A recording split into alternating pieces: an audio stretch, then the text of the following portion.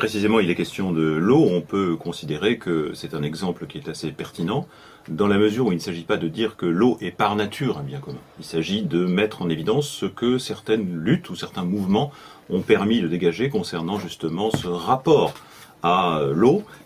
et le fait que ce soit justement des mouvements comme par exemple en Italie le mouvement de municipalisation, de remunicipalisation de l'eau à Naples, qui est intéressant à cet égard, le fait que ce soit des mouvements qui ont cherché justement à instituer l'eau comme commun. Non pas en considérant que l'eau était une chose qui était naturellement commune, mais en considérant qu'il y avait une volonté du peuple qui avait été émise à l'occasion du référendum au dernier temps de Berlusconi, qu'on pouvait s'appuyer sur cette volonté précisément pour déclarer que l'eau était un commun, et surtout, et c'est pour nous le plus important,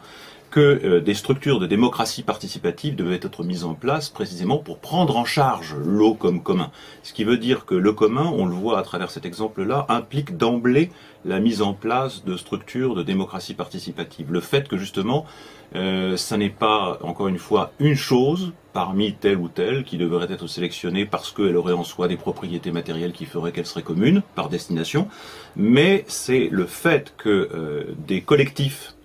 prennent en charge ces choses en considérant que l'utilité sociale, le bien finalement qui est celui de la société, réclame et requiert que ces choses-là soient instituées comme communes. Voilà, la démarche italienne est un très bon exemple parce que pour nous elle éclaire assez bien ce qui est la logique de tous ces mouvements.